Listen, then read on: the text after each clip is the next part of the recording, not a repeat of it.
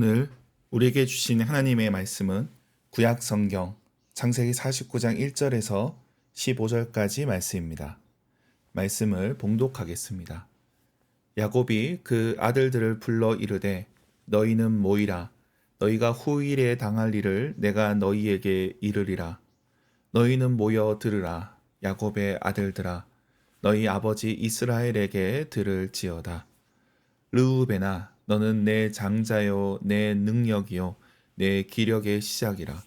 위풍이 월등하고 권능이 탁월하다마는 물이 끓은 같았은즉 너는 탁월하지 못하리니 네가 아버지의 침상에 올라 더럽혔음이로다. 그가 내 침상에 올랐었도다. 시므온과 레위는 형제요 그들의 칼은 폭력의 도구로다. 내 호나 그들의 모의에 상관하지 말지어다. 내 영광아 그들의 집회에 참여하지 말지어다. 그들이 그들의 분노대로 사람을 죽이고 그들의 혈기대로 소의 발목 힘줄을 끊었음이로다. 그 노여움이 혹독하니 저주를 받을 것이요 분기가 맹렬하니 저주를 받을 것이라. 내가 그들을 야곱 중에서 나누며 이스라엘 중에서 흩으리로다. 유다야, 너는 네 형제의 찬송이 될지라. 네 손이 네 원수의 목을 잡을 것이요 네 아버지의 아들들이 네 앞에 절하리로다. 유다는 사자새끼로다. 내 아들아, 너는 움킨 것을 찢고 올라갔도다.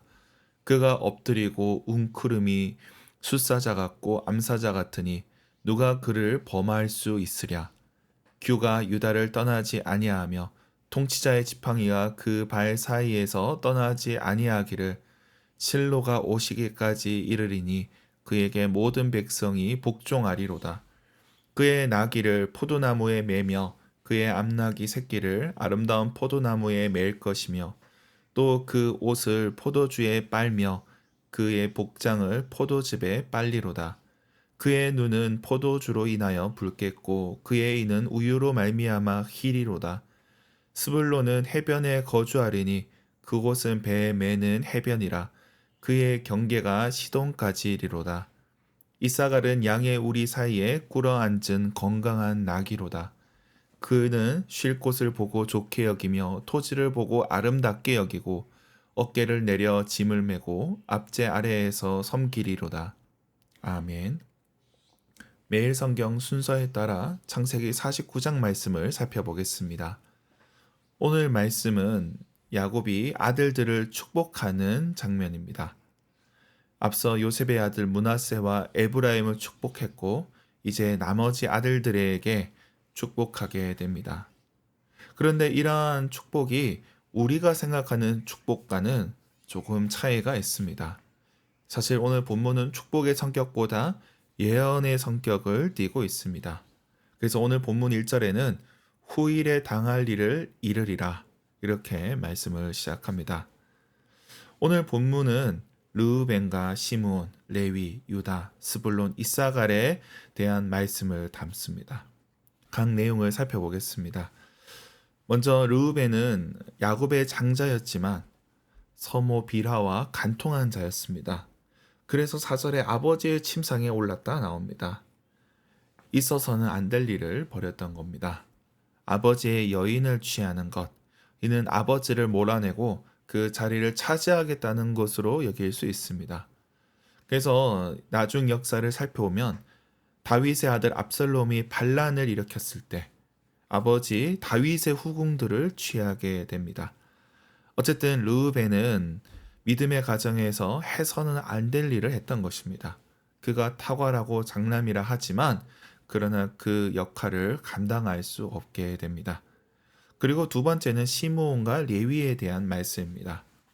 이들은 세겜에서 야곱의 딸 디나가 성폭행 당했을 때 세겜 주민들을 속여 학살했습니다. 그로 인해 온 집안을 위험케 했습니다. 그들이 혈기를 부리고 폭력을 휘두르는 것에 대해서 야곱이 책망하고 있습니다. 그래서 이스라엘 중에 흩어질 것이라 예언합니다. 그리고 세 번째 유다는 그 이름 그대로 형제들의 찬송이 될 것이라 나옵니다. 유다의 예언에서 특이한 점은 통치자가 나온다는 것입니다. 이는 유다가 요셉을 살리려 했고 베냐민을 대신해 죽으려 했기 때문입니다. 그러기에 그는 형제들 중에 축복을 받습니다.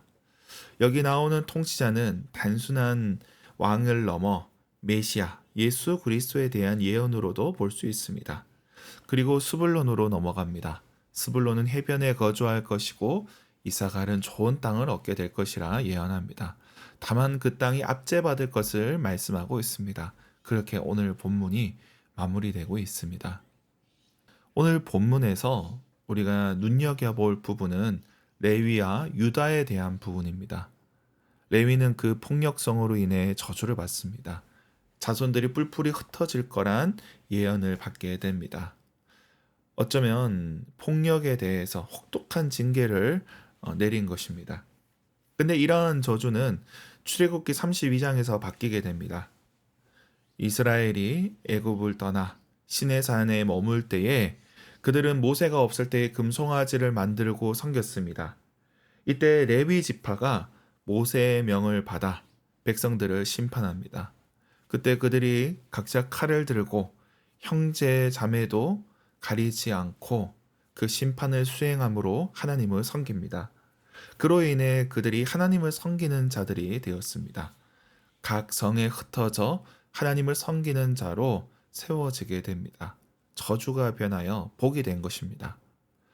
레위의 폭력적인 성향, 칼을 다룬다는 것은 달라지지 않았습니다. 그러나 그것이 자기의 혈기대로 행한다면 저주가 되지만, 그러나 하나님의 뜻 아래에서 행한다면 복이 될 수도 있다는 것입니다. 그들의 열심의 방향이 바뀌었을 때 복이 되었습니다. 또한 오늘 본문의 유다에 대한 예언도 주목해야 됩니다. 형제들 중에 장남이라 복을 받은 것이 아니었습니다. 유다는 형제를 살리려고 했기에 복을 받게 되었습니다. 사실 유다도 쉽지는 않았습니다. 먼저 아들들을 떠나보내기도 했고 또 며느리에게 속기도 했습니다. 어려운 일을 당했었지만 그러나 그 모든 일들 가운데 결국 살리는 자가 되었고 복을 받았습니다. 메시아의 계보에 들어가게 되었습니다. 이를 기억해야 됩니다. 말씀을 맺겠습니다. 저주를 받았다고 해서 끝이 아닙니다. 하나님께서는 다시금 역성케 하시는 분이십니다. 믿음으로 살아갈 때 하나님께서는 새로운 은혜를 부어주십니다.